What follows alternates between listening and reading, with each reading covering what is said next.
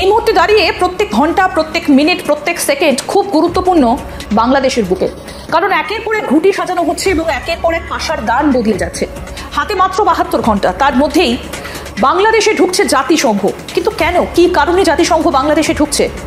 এই মুহূর্তে সব থেকে বড় যেটা প্ল্যান শোনা যাচ্ছে সেটা হচ্ছে সেনা প্রধানকে সরিয়ে দেবার, তাকে খতম করার একটা প্ল্যান নাকি তলে তলে একদম রেডি হয়ে গেছে।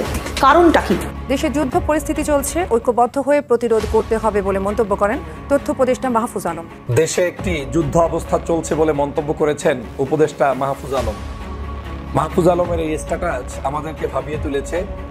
তিনি যখন লিখেছেন বাংলাদেশের বর্তমান পরিস্থিতি, দেশি বিদেশি ষড়যন্ত্র, বিভিন্ন ধরনের কূটকৌশল চলছে দেশের বিরুদ্ধে, মানুষের বিরুদ্ধে, আমাদের স্বাধীনতার বিরুদ্ধে, তখন স্বভাবতই আমাদেরকে ভাবতে হচ্ছে আগামীর বাংলাদেশ কোন পথে যাচ্ছে, কোন দিকে নিয়ে যাচ্ছি আমরা। দেশে এখন যুদ্ধ পরিস্থিতি বিরাজ করছে এবং সেই যুদ্ধ অন্য জায়গা থেকে আমাদের উপর চাপিয়ে দেওয়া হয়েছে বলে জানিয়েছেন তথ্য উপদেষ্টা মাহফুজ আলম। সোমবার রাত 3টায় সামাজিক যোগাযোগ মাধ্যম ফেসবুকে এক স্ট্যাটাসে এই কথা জানান তিনি। শেখ হাসিনার দেশে আসার যে প্রস্তুতি, এগুলো কিন্তু দ্রুত সময় কিন্তু এগোচ্ছে। বিশেষ করে আপনারা জানেন যে প্রধানমন্ত্রী শেখ হাসিনা আপনার তেজগাঁও বিমানবন্দরে নামার একটি আপনার পরিবেশ তৈরি হচ্ছে, বা উনি বাংলাদেশে আসবেন, ওনার নিরাপত্তাকেই কিন্তু এখন সর্বোচ্চ দিয়ে দেখা হচ্ছে।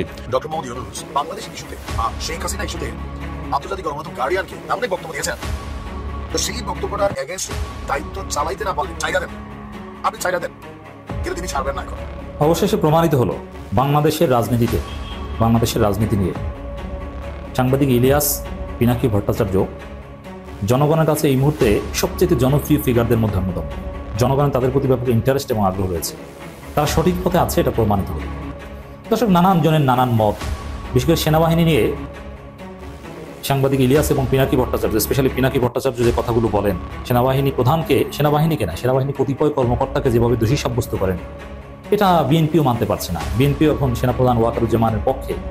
ডক্টর ইউনূসকে তুচ্ছতাচ্ছিল্য করেন বা হুমকি ধামকি দেন, ধমক দেন, তাতে বিএনপি ধমক খেলেও সমস্যা নেই। তারা ওই ভারত সেনাবাহিনী এবং সেনাপ্রধান এবং বিএনপি এখন এক লাইনে আছে। আসসালামু আলাইকুম দর্শক, নতুন একটা নিউজে আপনাকে স্বাগতম। প্রিয় দর্শক, সেনাপ্রধানকে নিয়ে ভারতীয় মিডিয়ার ভয়ঙ্কর তথ্য ফাঁস, তথ্য উপদেষ্টার বক্তব্য দেশে ভয়াবহ যুদ্ধ পরিস্থিতির ইঙ্গিত, সরকার পতনের মহা পরিকল্পনা ফাঁস এবং সাংবাদিক ইলিয়াস ও পিনাকির চাঞ্চল্যকর প্রতিবেদন প্রকাশের পরে দেশজুড়ে তোলপাড় ঘটনা ও প্রেক্ষাপট নিয়ে করা আমাদের আজকের ভিডিওটি অত্যন্ত গুরুত্বপূর্ণ। ভিডিওটি শুরু থেকে শেষ পর্যন্ত ধৈর্য সহকারে দেখে একটি লাইক দিয়ে সবাইকে শেয়ার করে দিন। আমাদের চ্যানেলে নতুন হলে চ্যানেলটি সাবস্ক্রাইব করে পাশে থাকা বেল আইকনে ক্লিক করে রাখুন। আমাদের ভিডিওটি আপনি বাংলাদেশের কোন জেলায় বসে দেখছেন বা শুনছেন সেটি অবশ্যই কমেন্ট বক্সে কমেন্ট করে জানিয়ে দিতে ভুলবেন না। চলুন আর কথা না বাড়িয়ে ভিডিওটিতে একটি লাইক দিয়ে ধারাবাহিকভাবে আজকের বিস্তারিত খবরগুলো দেখে আসি। দেশে যুদ্ধ পরিস্থিতি চলছে, ঐক্যবদ্ধ হয়ে প্রতিরোধ করতে হবে বলে মন্তব্য করেন তথ্য উপদেষ্টা মাহফুজ আলম। সামাজিক যোগাযোগ মাধ্যমে নিজের ভেরিফাইড ফেসবুক পোস্টে তিনি গণ অভ্যুত্থানে পরাজিত একটি শক্তিশালী দেশি বিদেশি জোটের বিরুদ্ধে সরকার লড়ছে বলে উল্লেখ করেন। স্বার্থান্বেষী মহল ঐক্য নস্যাতে উঠে পড়ে লেগেছে এমন অভিযোগ করে তিনি সেনাবাহিনী, রাজনৈতিক দল ও অভ্যুত্থানের বিভিন্ন শক্তিকে মুখোমুখি না করার আহ্বান জানান। এই সরকারের আমলে দেশকে গড়ে তোলার সুযোগ ও সক্ষমতা তৈরি হয়েছে বলেই ভিন দেশ থেকে দ্রুততার সাথে সরকার পরিবর্তনের প্রেসক্রিপশন আসছে বলেও তিনি তার স্ট্যাটাসে অভিযোগ করেন।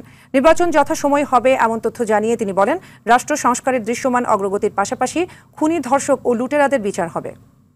দেশে একটি যুদ্ধ অবস্থা চলছে বলে মন্তব্য করেছেন উপদেষ্টা মাহফুজ আলম। মাহফুজ আলমের এই স্ট্যাটাস আমাদেরকে ভাবিয়ে তুলেছে।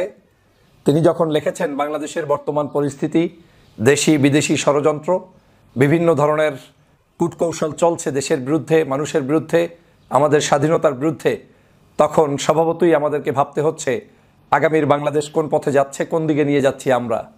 রাজনীতিবিদের কি ভূমিকা, সমাজের অন্য মানুষের কি করা উচিত, এবং এখনই সাবধান না হলে আমরা কি পরিণতির দিকে যাচ্ছি সেটা আসলে বলার ভাষা হারিয়ে ফেলেছে।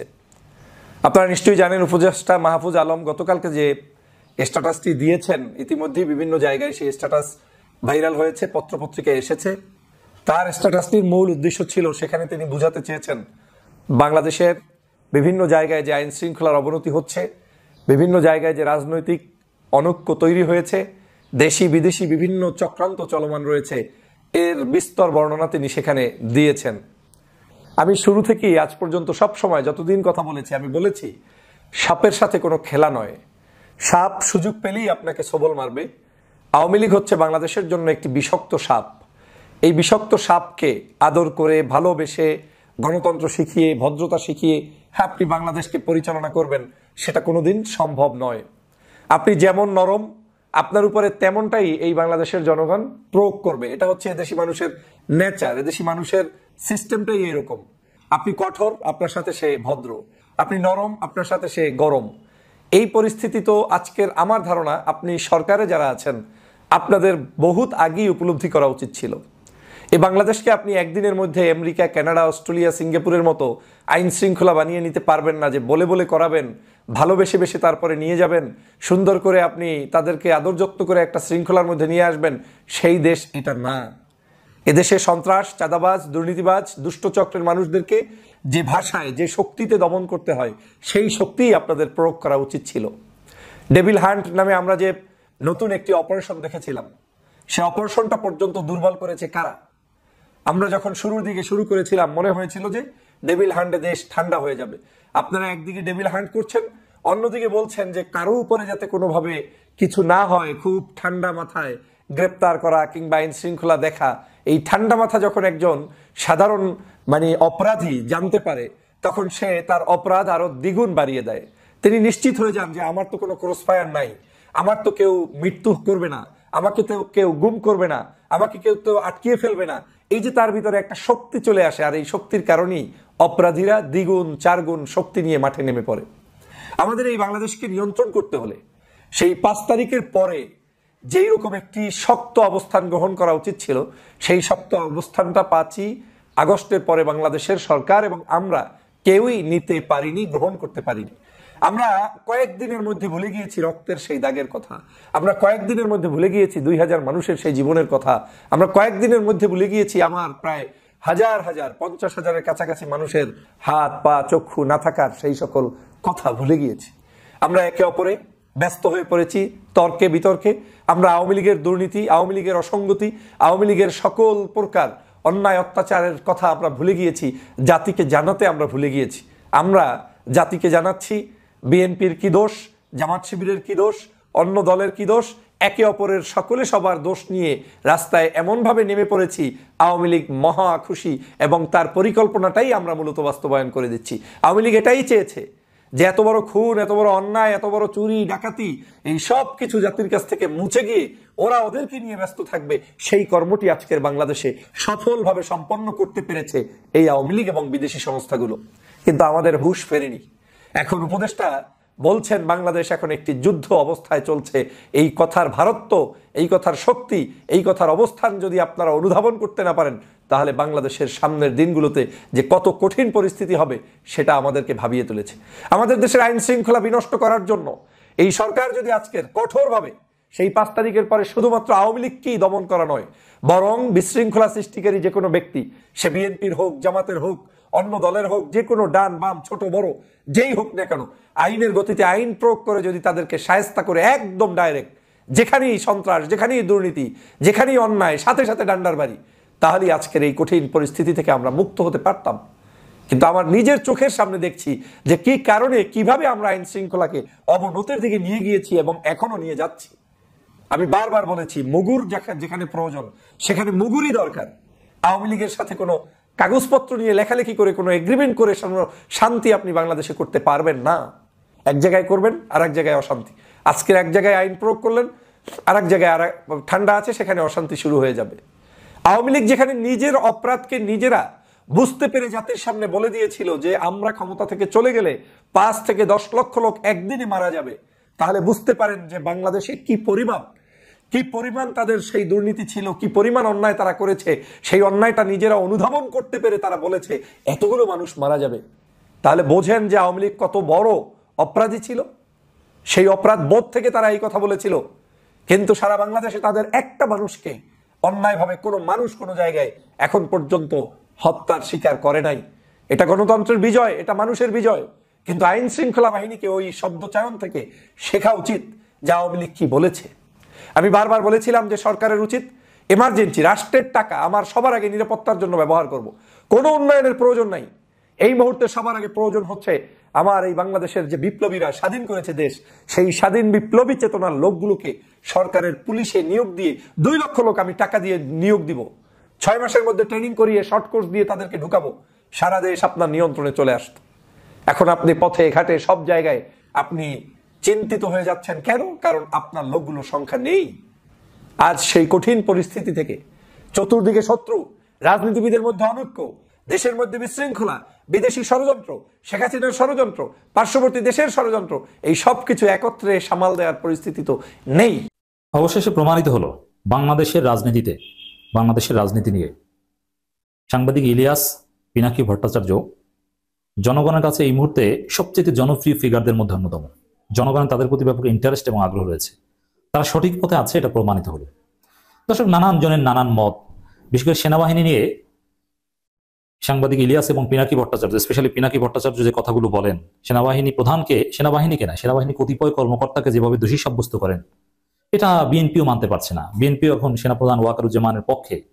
ডক্টর ইউনূসকে তুচ্ছ-তাচ্ছিল্য করেন বা হুমকি ধামকি দেন, ধমক দেন, তাতে বিএনপি ধমক খেলেও সমস্যা নেই। তারা ওই ভারত সেনাবাহিনী এবং সেনাপ্রধান এবং বিএনপি এখন এক লাইনে আছে। যে যাই বলুক, একটা ঘটনা ঘটেছে, চমৎকার ঘটনা, যে ঘটনা প্রমাণ করে যে না, সাংবাদিক ইলিয়াস এবং পিনাকি ভট্টাচার্য সঠিক পথে আছে। আচ্ছা, একটা সহজ বিষয়, যে আওয়ামী লীগের সবচেয়ে বড় শত্রুকে এখন বাংলাদেশে প্রফেসর ইউনূস, এই সরকার, তার এই সরকারকে অবৈধ সরকার বলে, জঙ্গিবাদী সরকার বলে, দখলদার সরকার বলে। এখন আওয়ামী লীগ যদি হঠাৎ করে এই সরকারকে সমর্থন করে যে না, এই সরকার ঠিক আছে, আমরা আস্থা রাখি, তাহলে আপনারা কি মনে করবেন? যে ঘটনা ঘটে গেছে, এই সরকারকে ভারত ম্যানেজ করে ফেলেছে। ডক্টর ইউনূস ভারতের সাথে কোনো গোপন চুক্তি করে ফেলেছেন, তিনি আওয়ামী লীগকে রিপ্যাট্রিয়েট করতে চান। এটাই তো, এটা তো যে কেউ বুঝে। এর মানে আওয়ামী লীগ যে জিনিসটা সমর্থন করবে ওইটা খারাপ, এটা বুঝতে রাজনীতি বিশ্লেষক হওয়ার দরকার হয় না।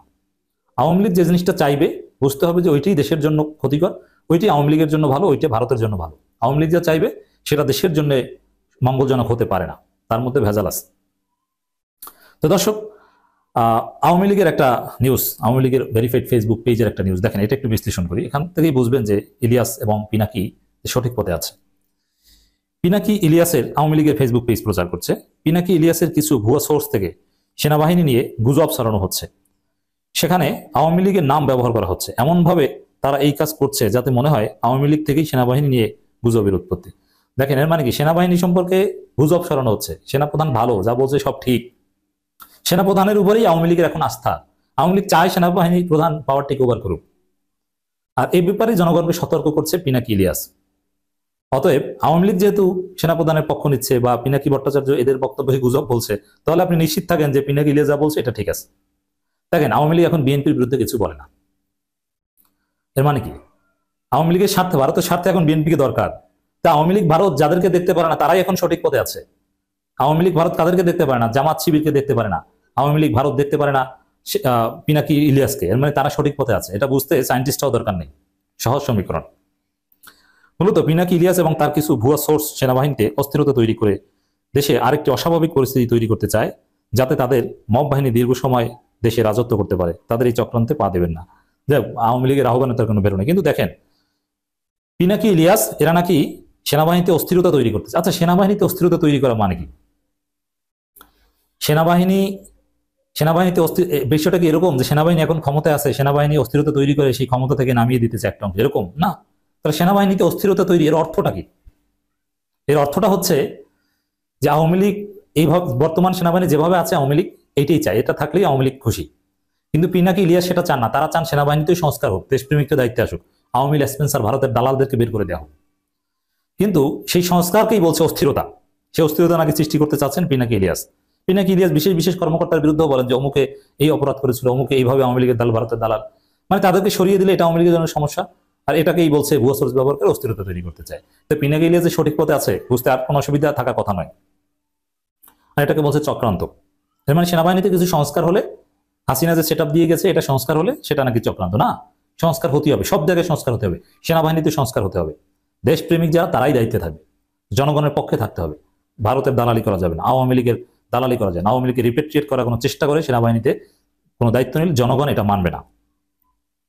সর্বসাধারণের কাছে অনুরোধ, সেনাবাহিনী নিয়ে কোনো গুজবে কেউ কান দিবেন না। মানে কি সেনাবাহিনী ফেরেস্তা, এভাবেই থাক, এটা তো চাইবেই।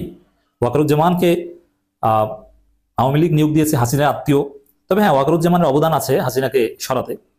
কিন্তু আওয়ামী লীগের কি করার? হাসিনাকে লাথি দিলেও সে ওয়াকারুজ্জামানের হাতে পায়ে ধরেও যদি কিছু পায় আবার, এটাই তো আওয়ামী লীগের লাভ। অতএব ওয়াকারুজ্জামান হাসিনাকে সরালেও সে ওয়াকারুজ্জামানের উপরে আস্থা রাখার কথা।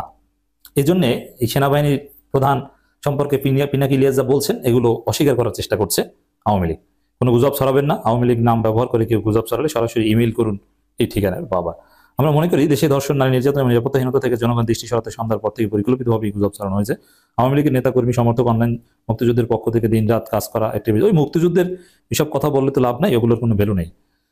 সেনাবাহিনী নিয়ে গুজবকে না বলুন, গুজব না, কোনো গুজব না। সেনাবাহিনী আমাদের সম্পদ, সেনাবাহিনী আমাদের স্বাধীনতা সার্বভৌমত্ব রক্ষা করবে, সেনাবাহিনী আমাদের গৌরবোজ্জ্বল ইতিহাসের অংশ। আমাদের সৈনিক ভাইরা, আমাদের দেশপ্রেমিক অফিসাররাই জুলাই অভ্যুত্থানে ভূমিকা পালন করেছে, কিন্তু হাসিনার লোকও বড় বড় দায়িত্বে আছে, এটাও তো আমাদের মনে রাখতে হবে। এদেরকে তো সরাতে হবে। এই জন্য পিনাকি ইলিয়াসের এই অ্যাক্টিভিজম সঠিক, তাদের সতর্কবার্তা সঠিক। গুজব কেন হবে? ভলকার তুর্কের সাক্ষাৎকার দেখেছেন না, যে সেনাবাহিনীকে সতর্ক করেছিল। এছাড়া জাতিসংঘের মানবাধিকার কমিশনের ফ্যাক্ট ফাইন্ডিংস মিশনের যে দীর্ঘ প্রতিবেদন, সেই প্রতিবেদনের বিষয়টা স্পষ্ট উঠে এসেছে। সেনাবাহিনী কোন কোন জায়গায় গুলি করেছিল, সেনাবাহিনী অস্ত্র ব্যবহার করে কিভাবে মানুষকে হত্যা করা হয়েছে, একটা দুইটা না, অনেকগুলো অভিযোগ। সেনাবাহিনী কিভাবে হাসিনাকে রক্ষা করতেছে, শেষের দিকে এসে জাতিসংঘের চাপে এবং দেশপ্রেমিক অফিসারদের চাপে সেনাপ্রধান পিছু উঠতে বাধ্য হয়েছেন। কিন্তু জনগণের উপর গুলি তো করেছেন, এটা তো আমরা দেখেছি, এটা তো আর ইতিহাসে পড়িনি, আমরা দেখেছি সেনাবাহিনী কি করেছে। অতএব দর্শক, সেনাবাহিনীকে সংস্কার করতে হবে।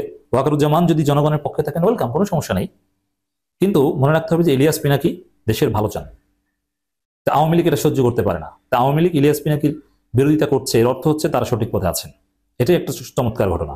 ইলিয়াস পিনাকির জন্য এটা একটা হকের সার্টিফিকেট, আওয়ামী লীগের বিরোধিতা। অতএব আপনারা ইলিয়াস হোসাইনের ভিডিও দেখবেন, পিনাকি ভট্টাচার্যের ভিডিও তো আপনারা দেখেন, আরও দেখবেন, শেয়ার করবেন, মানুষকে শোনার সুযোগ করে দিবেন, এবং তাদের কাছ থেকে আমরা অনেক বেশি প্রত্যাশা করি। পিনাকি ভট্টাচার্য দেশে আসবেন, এটা চাই, সুস্থ হয়ে তিনি রাজনীতিতে সময় দিবেন, রাজনীতি করবেন বা রাজনীতিবিদদের গাইড করবেন। তার অ্যাক্টিভিজম, তার যে পাওয়ার, তার কথা বলার যে শক্তি, তার একটা মিডিয়ার যে পাওয়ার, এটা বাংলাদেশে এখন একটা মন্ত্রণালয়ের পাওয়ারের চাইতেও বড় কিছু। আর তার মূল শক্তি হচ্ছে জনগণের শক্তি, জনগণের সাথে তার কানেক্টিভিটি, জনগণের উপর পিনাকি ভট্টাচার্যের বক্তব্যের এবং ইলিয়াসের বক্তব্যের তাসির। ইলিয়াস পিনাকি বাংলাদেশে তোলপাড় তৈরি করে দিতে পারেন। একটা সুন্দর বাংলাদেশ গড়তে, নতুন বাংলাদেশ গড়তে, সত্যিকার অর্থে একটা আদর্শ বাংলাদেশ গড়তে ইলিয়াস পিনাকিকে হয় সরকারে চাই, নইলে রাজনীতিতে চাই। এদিকে শেখ হাসিনার দেশ ত্যাগে নিষেধাজ্ঞা। ছাত্র জনতার অভ্যুত্থানের মুখে আওয়ামী লীগ সভাপতি ও ক্ষমতাচ্যুত শেখ হাসিনা গেল 5 আগস্ট থেকে দেশ ত্যাগ করে ভারতে অবস্থান করছেন। এবার আদালত আওয়ামী লীগ সভাপতি ও ক্ষমতাচ্যুত শেখ হাসিনা এবং তার পরিবারের সদস্যদের দেশ ত্যাগে নিষেধাজ্ঞা জারি করেছেন। রূপপুর পারমাণবিক বিদ্যুৎ কেন্দ্র নির্মাণের নামে বিপুল অর্থ লোপাটের অভিযোগ থাকায় তাদের বিদেশ গমনে নিষেধাজ্ঞা চেয়ে আবেদন করেছিল দুর্নীতি দমন কমিশন দুদক। দুদকের আবেদনের পরিপ্রেক্ষিতে আজ মঙ্গলবার ঢাকার মেট্রোপলিটন সিনিয়র স্পেশাল জজ মোহাম্মদ জাকির হোসেন গালিবের আদালত এই আদেশ দেন। দুদকের পক্ষে সংস্থাটির উপপরিচালক মনিরুল ইসলাম তাদের বিদেশ গমনে নিষেধাজ্ঞা চেয়ে আবেদন করেন। নিষেধাজ্ঞা পাওয়া অন্যান্যরা হলেন শেখ হাসিনার ছেলে সজীব আহমেদ ওয়াজেদ জয়, মেয়ে সাইমা ওয়াজেদ পুতুল, ছোট বোন শেখ রেহেনার মেয়ে টিউলিপ সিদ্দিক, আজমিনা সিদ্দিক ও রাদওয়ান মুজিব সিদ্দিক। পাচার হওয়া কয়েকশো কোটি ডলার এবছরই ফিরিয়ে আনা সম্ভব, জানালেন অর্থ উপদেষ্টা। দেশ থেকে পাচার হওয়া কয়েকশো কোটি ডলার এবছরের মধ্যেই ফিরিয়ে আনা সম্ভব বলে জানিয়েছেন অর্থ উপদেষ্টা ডক্টর সালেউদ্দিন আহমেদ। আজ মঙ্গলবার সকালে সচিবালয়ে ক্রয় সংক্রান্ত উপদেষ্টা পরিষদের বৈঠক শেষে তিনি কথা জানান। এক প্রশ্নের জবাবে অর্থ উপদেষ্টা বলেন, আমরা চেষ্টা করছি, বিশাল অঙ্কের টাকা, সব টাকা আনতে সময় লাগবে। তাদের আইডেন্টিফাই বা শনাক্ত করতে হবে পাচারের সঙ্গে জড়িতরা বিভিন্ন দেশে আছেন। এখানে কতগুলো আইনের পদক্ষেপও রয়েছে, আবার সেই আইনের পদক্ষেপগুলো বিদেশের সঙ্গেও জড়িত। এই জন্য একটি বিশেষ আইন করার উদ্যোগ নিয়েছে অন্তর্বর্তী সরকার। শিগগিরই যা অধ্যাদেশ আকারে জারি হবে বলেও জানান অর্থ উপদেষ্টা। সরকার কয়েকশো কোটি ডলার ফিরিয়ে আনার চেষ্টা করছে, এটা কিভাবে সম্ভব? এমন প্রশ্নের জবাবে উপদেষ্টা বলেন, হ্যাঁ, এটা সম্ভব। অনেক সময় দেখা যায় 11-12 জন দিয়েছে, 200 কোটি টাকার ওপরে অনেকের আইডেন্টিফাই করা হয়েছে। সব মিলিয়ে হয়তো আমরা আনতে পারবো।